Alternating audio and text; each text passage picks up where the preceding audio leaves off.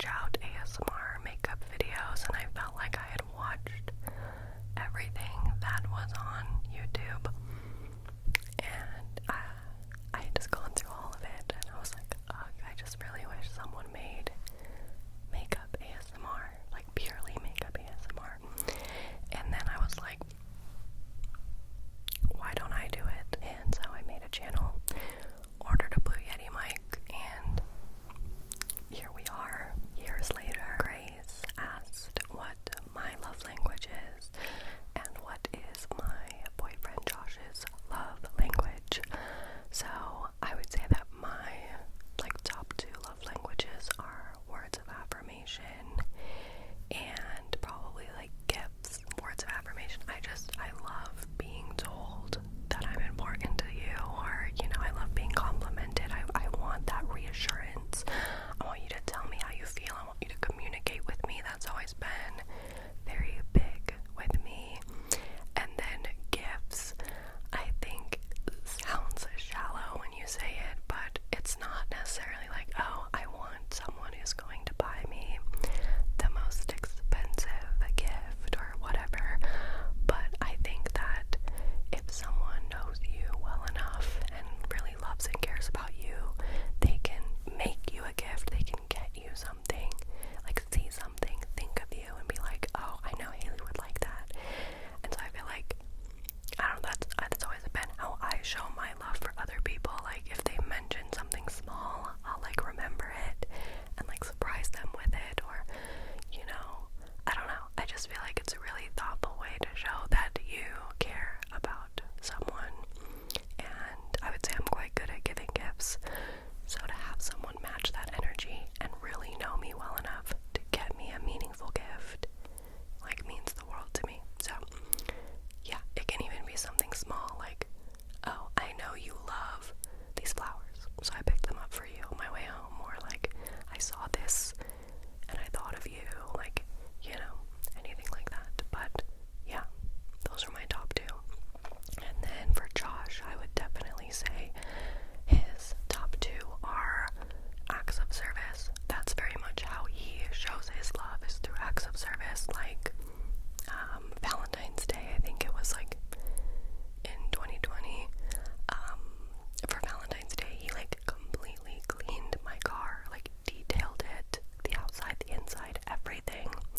So and doing the dishes, or picking up something that you need, oh, you need a prescription picked up, I'll go grab it for you, or little stuff like that, just acts of service. And then his second one is definitely quality time, setting time together to spend without being on our phones or being distracted, or stuff like that. Our love languages are quite different, but I think it's kind of what helps us be pretty compatible together, if that makes sense. I don't know, but yeah, that's what I would say.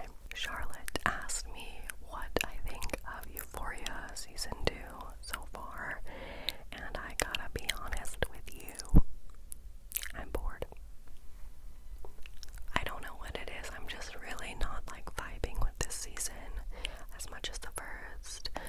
My favorite characters from the first season were Ethan and Cassie, and they are just getting brutally treated in season 2. I mean, Cassie's making her own really bad, they just destroyed her character, and I really hate that.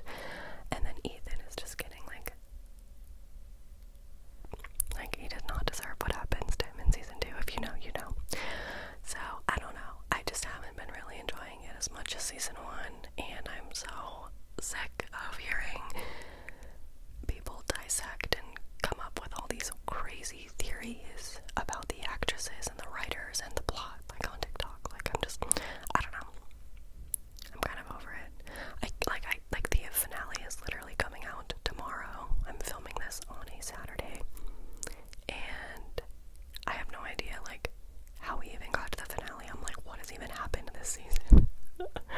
I don't know. The next question is, how many times have you dyed your hair? And I could not tell you. I've definitely lost count at this point. I